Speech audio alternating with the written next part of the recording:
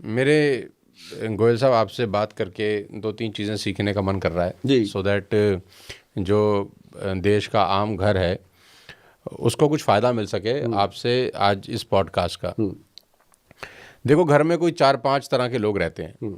सबसे पहले तो वो बुज़ुर्ग जो 60-70 साल के हो गए, जिन्होंने अपनी मेहनत वाली ज़िंदगी निकाल ली। अब उनका क्या बोलते हैं, नियति है कि वो आराम करें, आराम करें, अपने पोता पोती को खिलाएं, अपने बच्चे को देखें खेलते हुए। लेकिन इस एज तक आते आते आजकल का जो खान पान है वो इस लेवल पे हो गया है कि अब वो एंजॉय करने की बजाय अस्पतालों के धक्के खा रहे हैं।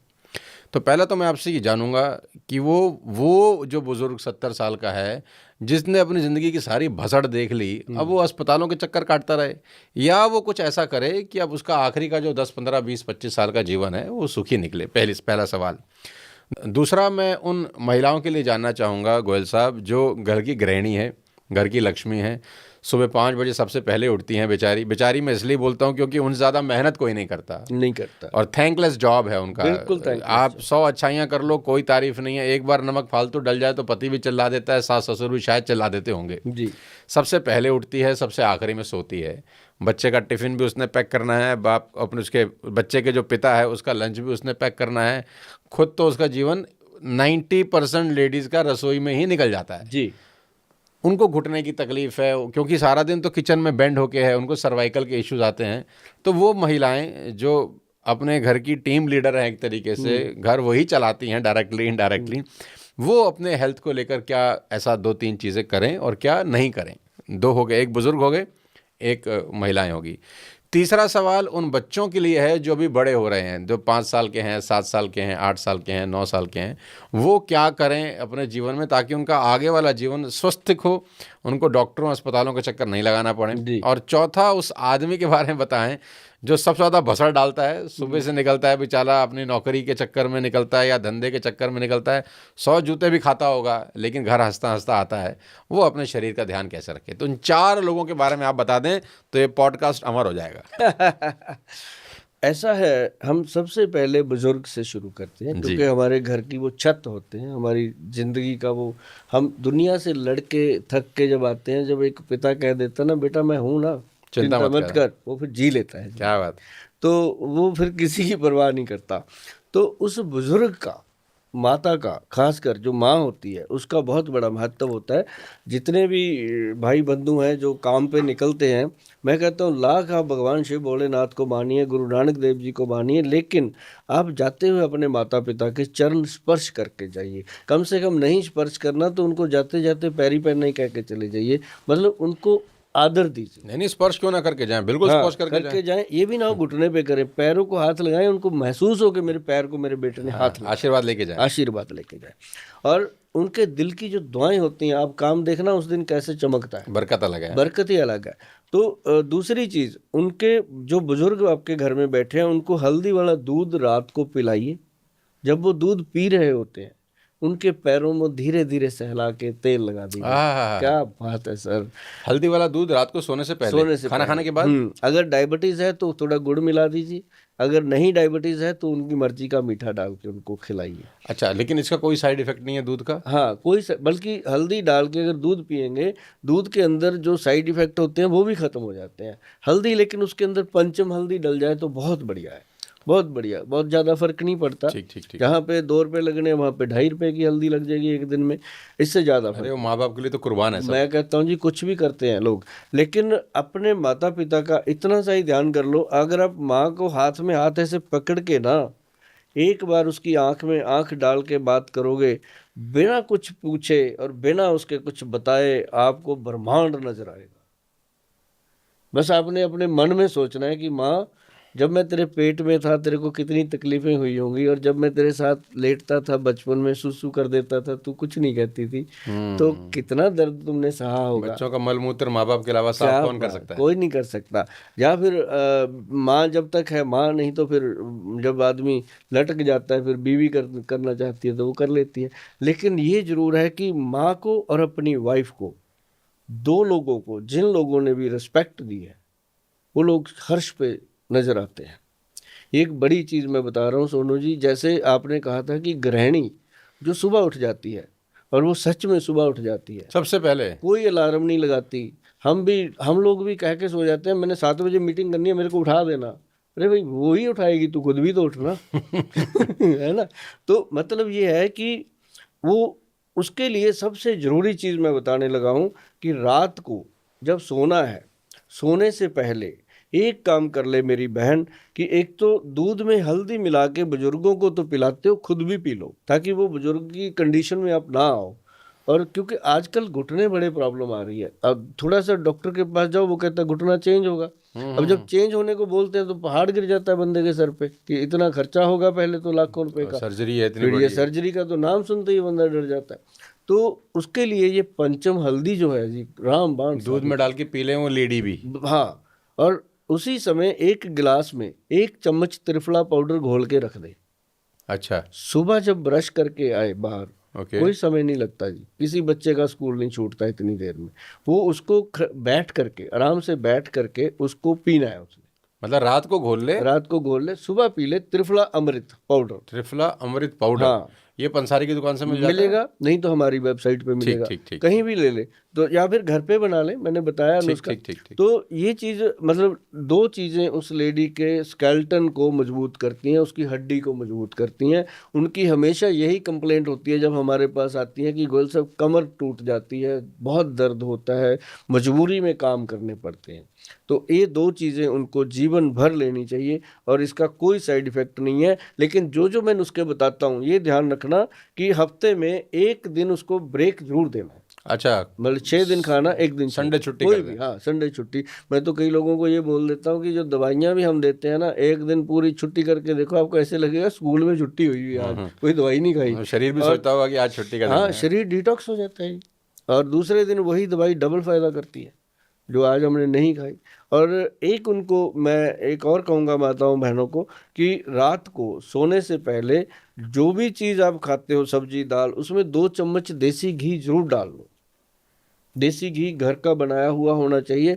500-600 रुपये का जो डब्बा मिलता है बाजार में, वो देसी घी हो ही नहीं सकता, क्योंकि उसको 50% लेस करके तो पहले दिया जाता है स्टोरों में। 300 में क्या देगा वो, घासलेट ही देगा तो मतलब ये है कि देसी घी घर का हो। नहीं तो एक बड़ी बात और मैं बता दूं, याद आ जाती हैं चीज़ें, कि जो ऑलिव ऑयल है, जैतून का एक्स्ट्रा वर्जन तेल है, वो इंडिया में नहीं बनता, इंडिया की प्रोडक्शन ही नहीं है वो बाहर से आता है और स्टोरों में आम मिल जाता है। उसके 2 चम्मच डेली सुबह सुबह सैलड काटो, सारी चीज़ें उसमें, गाजर मूली जो भी अपना सैलड होता है, टमाटर वगैरह पूरा, उसमें हरे पत्ते जरूर चाहिए किसी भी चीज़ के। और वो पत्तियां डाल के, चाहे नीम की पत्तियों का आगे की क्रम्बलें सी होती हैं या पीपल की क्रम्बलें सी होती हैं, वो निकाल के ऐसे हरे हरे पत्ते जो होते हैं उनको बीच में काट के उसको सैलड को तैयार करो। उसमें काली मिर्च, काला नमक डालो, 2 चम्मच उसके अंदर जैतून ऑयल डालो, जिसको हम ऑलिव ऑयल कहते हैं। और एक बात और मैं बताऊंगा कि ऑलिव ऑयल को कभी भी कुक नहीं करना। उसको लेना है तो या तो चपाती के ऊपर उसको जैसे हम चौपड़ते हैं घी लगा करके वैसे खाना, या डायरेक्ट आपने सब्जी में डाल के खाना, या सैलड में डाल के खाना। तो ये महिलाओं के पूरे जो सिस्टम है, उसका नर्व सिस्टम है, उसको स्ट्रॉन्ग। और बच्चों के लिए? बच्चों के लिए भी यही। बच्चों के लिए अब क्या करते हैं लोग, ध्यान देना इस बात पे, नई बात बताने जा रहा हूँ, शायद आपके लिए हो सकता है पुरानी हो, बहुत सारे लोगों के लिए ये नहीं होगी, कि बच्चों के नाभि में एक तो देसी घी 1 चम्मच और आधा चम्मच नारियल का तेल, दोनों को मिक्स कर लीजिए, उसकी नाभि में लगाइए और उसके अंडर आर्म जो बगल है, बगलों में लगा करके अच्छे से रगड़ दीजिए, मसल के उसको नहलाइए। उसके बाद उसको बोलो कि नहाना रोज़ है। और उसके जो पैर हैं उसको तेल लगाने की आदत डालो, सॉक्स डालने से पहले तेल लगाओ, और फिर आप देखना कि आपके बच्चे का विकास कैसे हो रहा है।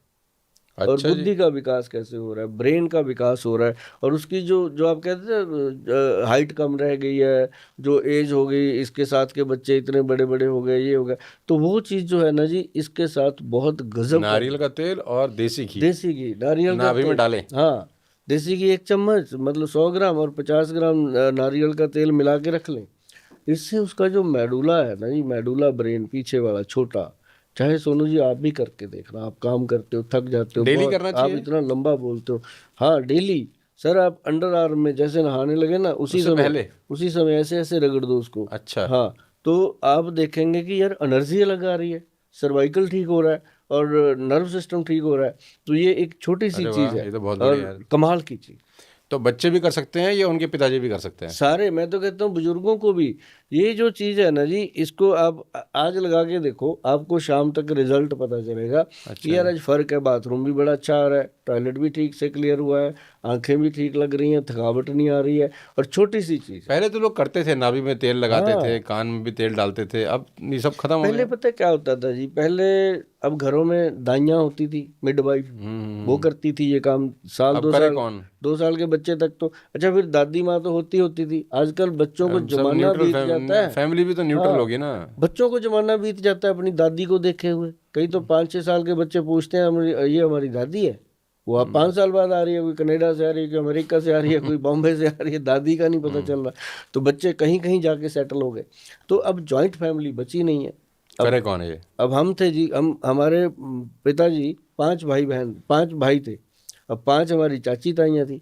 हमें 5-6 साल के होते होते तो ये भी नहीं पता चला हमारी माँ कौन है। कोई चाय पिला देती थी, कोई दूध, हमने अपनी ताई जी का दूध पिया हुआ है। सारी बताओ। माएँ हैं हाँ, सभी माएँ थी। तो मतलब वो मुंह भी धो के स्कूल भेज देना। तो ये सारी चीजें ना सोनू जी पहले हुआ था, आजकल नहीं है। आजकल बच्चे को क्या करते हैं, सुबह सुबह उसके टिफिन में भी क्या देते हैं, कुछ नहीं, ब्रेड ब्रूड काट के खिला देते हैं, उसमें थोड़ा बहुत सैलड सुलड डाल दिया। अगर आप बच्चे को सुबह सुबह रोटी खिलाओ और रोटी की आदत डालो। हम तो भैया ऐसे ही करते थे, ऐसे रोटी तोड़ी, दूध में डाली, डुबो डुबो के उसको चम्मच से खा लिया। तो बच्चों को ये चीज़ें खाने की आदत डालो। आप कहोगे कि अब गोयल साहब कौन सी सदी की बात कर रहे हैं। सदी कोई भी हो जी, बच्चा तो आपका है। क्या बात है। कोई भी सदी हो, बच्चा आपका है। तो उसको आपने अगर अच्छा पालन पोषण दे दिया तो वो कमाल जिंदगी जिएगा। और जिन लोगों के घर में डायबिटीज़ है, बुजुर्गों को, बड़ों को, किसी को भी, तो उनको मैं एक ही बात कहूँगा कि इसको ब्रेक करना होगा, नहीं तो ये पीढ़ी दर पीढ़ी वंशनुमा रोग बन जाते हैं। आप अपने घर में त्रिफला पाउडर जरूर रखिए। त्रिफला अमृत के नाम से जो आता है, उसका 1 चम्मच डेली खाने की आदत डालिए। बच्चों को आधा चम्मच, बड़ों को 1 चम्मच। और जो आदमी सुबह से रात तक बाहर भसड़ डाल रहा है वो क्या करे? वो एक तो जो रात को, मैं उसका बड़ा दीवाना हूँ जी, क्योंकि हाँ, मुझे पता है कि बाहर बड़ी मेहनत करनी पड़ती मेहनत है करनी, पैसा कमाने के लिए।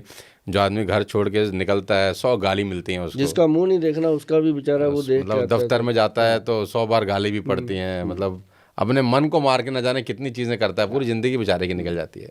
क्या करे, उसका शरीर ठीक रहे बस। उसका जो शरीर ठीक रहने का सबसे मूल मंत्र है, एक तो गन्ने का रस वो पिए रोज। रोज पिए? रोज पिए। तो अगर पैसा कहीं, कहाँ से आएगा? अरे क्या 10 रुपए का गिलास मिल जाता है। अच्छा। कौन सी महंगी चीज बताई मैंने हाँ, तो। वो सिगरेट भी 25-30 रुपए की हाँ पीता ही हाँ, होगा। पीता ही होगा, तो उससे बेटर है।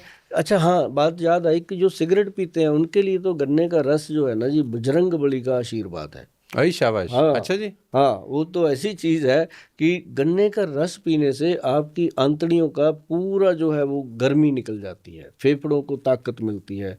क्योंकि वो आपकी शरीर की एनर्जी क्या है, शुगर। अब शुगर का मरीज है, उसकी शुगर बंद कर देते हैं।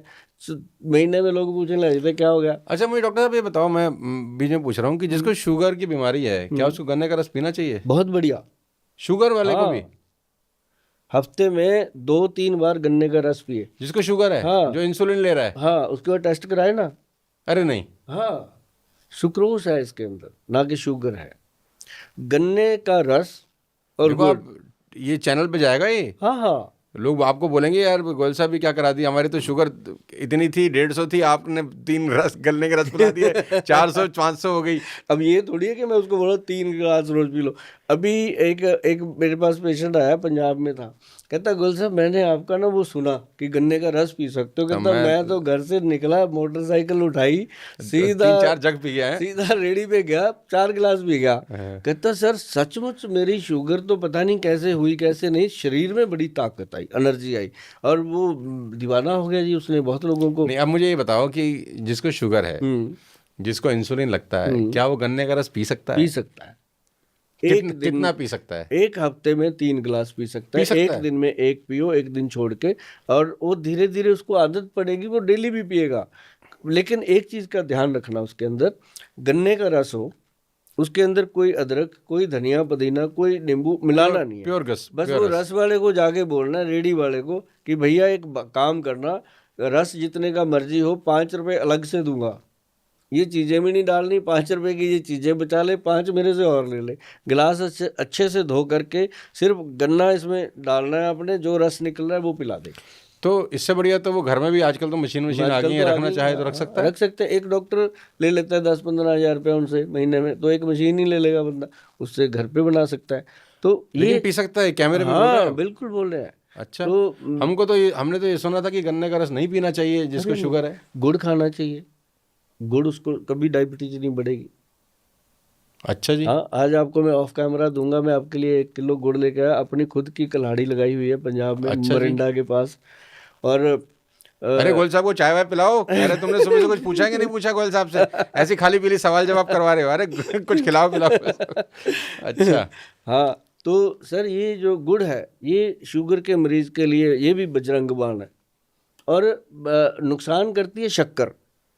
अब देखो मैंने बोला नहीं, शक्कर जो गुड़ से शक्कर बनती है, जो गुड़ से शक्कर बनती है। हाँ, एक चीनी शक्कर भी नुकसान करेगी, चीनी भी नुकसान करेगी शुगर के पेशेंट को, और चीनी से बनी हुई चीज़ें नुकसान करेंगी। नहीं करेगी नुकसान उसको, एक तो देसी खंड जो होती है ब्राउन कलर की, बूरा खंड होती है ना जी, देसी खंड, एक तो वो बहुत बेटर है। दूसरा, एक गुड़ उसको नुकसान नहीं करेगा, और तीसरा उसको गन्ने का रस नुकसान नहीं करेगा, बिल्कुल नहीं करेगा। और चौथी चीज़ मैं आपको बताता हूँ कि ऐसे लोगों को जो डायबिटिक है उनको हमेशा अपने पास 1 चम्मच त्रिफला पाउडर तो लेना ही चाहिए डेली। और उसके साथ क्या होता है कि बॉडी के अंदर जितने भी टॉक्सिन्स हैं वो क्लियर होते हैं। और एक आपने अब गुड़ की बात कर रहे थे आप, तो गुड़ के बीच में एक चीज़ और आती है। अब मैंने बहुत लोग मुझे करेंगे कमेंट करके पूछते हैं, या फ़ोन भी कभी मिलते भी हैं, जैसे आपसे मिले हैं, कि गोल साहब वो गुड़ तो आपने बताया था शक्कर ले लिया करें। अरे मेरे को शक्कर बोलना नहीं आता क्या?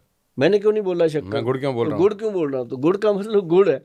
तो वो जो है ना जी, उसका आप बेनिफिट देखिएगा। जो गुड़ है वो ओरिजिनल बहुत मिलता है, और मिलावट वाला भी मिलता है। उसको मुंह में रखते ही पता चल जाता है कि ये चीनी है या गुड़ है। तो गुड़ जो है वो जैसे आपने मुंह में रखा वो घुल जाता है, वो कभी भी मुंह में चिपकता नहीं। तो वो जो आदमी है वो एक गन्ने का रस रोज पी ले, अगर पी सकता है तो। हाँ, आदमी क्यों, महिलाएं भी पिए।